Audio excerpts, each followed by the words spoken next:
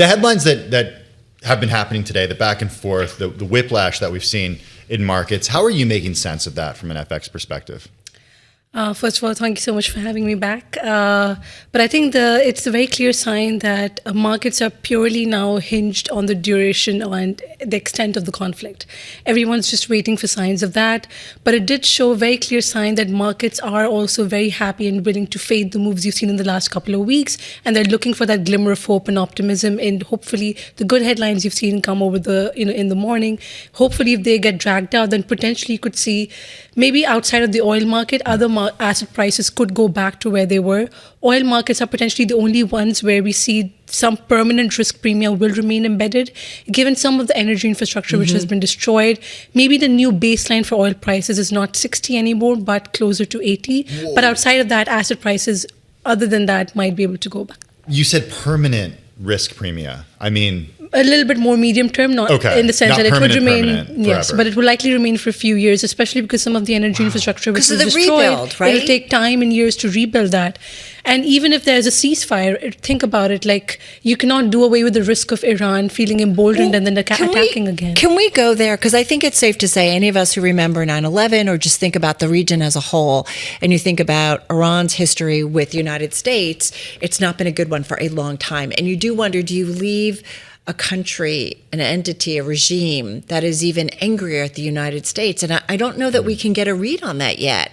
I think even the president was talking earlier. Did we overhear him saying something like that maybe he and whoever the next leader would be kind of having say in what happens in Iran next? So there's just a lot of interesting things going on. But are we wrong to think about, have we created a bigger enemy here? And maybe some disconnect, too, with the region as a whole beyond Israel, who probably maybe weren't prepared for all of this fallout and destruction. The way we're seeing risk scenarios right now, there's only two probable outcomes. One is potentially a continuation of the good headlines you've seen, where potentially both sides have some sort of a ceasefire, like come to some terms and agreements on the basis of that, and both sides will be able to claim victory from that. I'm sure the US will say that we have eliminated part of the supreme leaders there, but Iran will also be able to claim victory in a certain sense. So both sides get that, asset prices come down. In that environment, we actually expect a good amount of selling pressure on the dollar to resume. That's one scenario. What's the other one? The other one is potentially if the talks do not go well, potentially this becomes a much bigger conflict, potentially bringing in a little bit more of the peers who've currently stayed on the sidelines. You bring in more peers, get them involved, and this becomes a very long-term strategic battle then. It's not just short-term. But it becomes a much more long-term strategic point, and that's where a nuclear chain reaction potentially sets off. Because right now, markets have outside of oil prices and then rates last week, equities and FX have been relatively very well contained. You've not seen the classic risk-off even to this state play out, and then that is something that actually plays out, and then it wreaks havoc on the markets. Why haven't we seen that classic risk? Why haven't we seen that play out?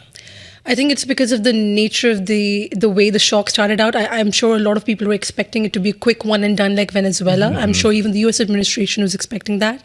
And nobody was expecting Iran to retaliate the way they have, or even expecting the kind of military strength that they have showed, that nobody knew that they had all of that. So in that environment, even now, people, given that this is a midterm election year, Trump has wanted the Fed to cut interest rates, the inflation price and prices shooting higher is not good for the administration, both geopolitically. Obviously NATO has declined to help. I think that's a very strong sign. So there's weak support both domestically and globally, which is why people were hoping that potentially this is something which is like Israel-Iran back in June 2025, where you had a shock to prices, but that lasted only a few weeks and then everything came back down. Right now, when I'm speaking to investors, they're extremely split. There's a good chunk of them still in that baseline, and some of them who have moved to that bad case scenario. But given the massive amounts of uncertainty, people are just stuck in the middle, and they have not been able to put on active risk behind any of those scenarios. So where do investors want to go? I mean, we've been watching, the US dollar really, really closely, which we've seen under pressure, and then we saw a rally coming off of this war. So I don't know, do you have a long and short, or short and long term thought on it, and how much conviction do you have on those? Or again, it goes back to these two scenarios. In the short run, remain defensive. The dollar should remain tactically bid. It's not just because dollar is a safe haven, and there's still a big question as to whether it has been behaving like a safe haven or not.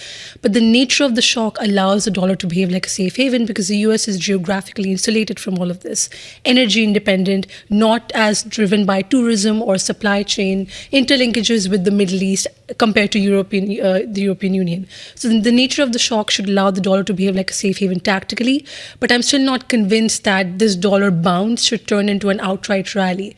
And one very interesting evidence which I point out to in that is, if you just pull up the dollar chart since the start of the year, look at the dollar sell-off which happened when Trump and the US only threatened to invade Greenland, did not even invade it.